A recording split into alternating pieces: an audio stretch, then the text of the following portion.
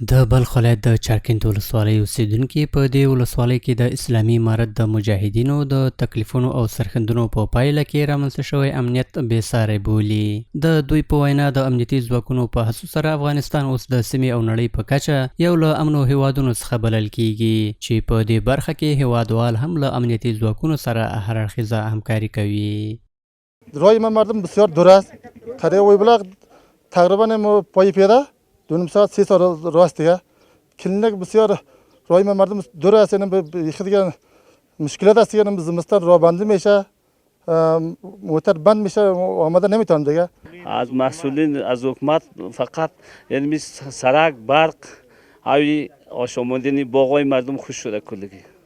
دوی همداراز له چارواکو څخه غواړي چې په دې ولسوالۍ کې د سړکونو، روغتیايي مرکزونو د جوړولو، د پاکو اوبو او د ښاري برېښنا برابرولو په برخه کې لا ډېرې هڅې وکړي. ولی فعلا بسیار آرامیه دوز نیست، فرار نیست. یعنی سیباد میبینی یعنی دکانا کلگی شواز است، بسیار امنیت تامین است. امنیت ما بخی درست است. همکار هستیم قد امارت اسلامی.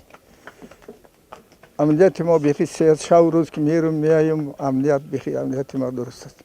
امنیت آرامی است، قراری است. یعنی مال ما یعنی میشه تصور این چیزا یعنی میشه بیرون هستیم.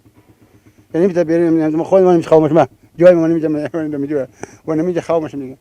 یک نفر نماندی بخیر بشی کنه نمیره. ورته مهال د چارکند ولسوال د امنیت په برخه کې له امنیتي ځواکونو سره د خلکو له همکارۍ څخه د ستاینې ترڅنګ د رغنیزو پروژو د پلي کېدو په برخه کې هم له ترسره شوو اقداماتو څخه خبر ورکړ. ما کوشش کردیم تا جای را در بخش فعالیت هایی که بعد از آمدن ما انجام دادیم هم درباره سرک هم چند نقطه ما تقریبا رای شوربلاغ کلان میگه با مرکز ولسوالی که است در طول تاریخ اونا وصل نبودن، بسیار از راه دور دوره کده میمادن.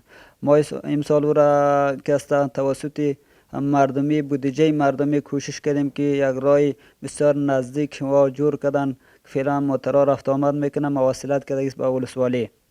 همچنان سر ایلاق که است سرک عمومی که تقریبا به طول 20 کیلومتر است، اوجا مشکلات زیاد بود. اوجا مردمی بودجه خودشان آماده شدن جور کردن، تقریبا در حالت جغل اندازی قرار داره که یک تعداد وسایط خواستگی است از مقام ولایت و هم انشالله که به زودترین وقت به دسترس اینا قرار میگیره که جغل اندازیش هم میکنه و هم تا جای را مشکلش رفع میشه.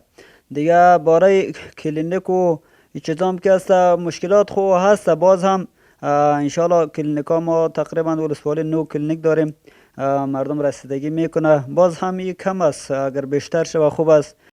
د یادونې وړ ده چې چارکند د مزار شریف ښار په 45 کیلومترۍ کې پرته ولسوالۍ ده چې 1300 کیلومتره مربع مساحت لري او څه باندې 55,000 وګړي پکې ژوند کوي.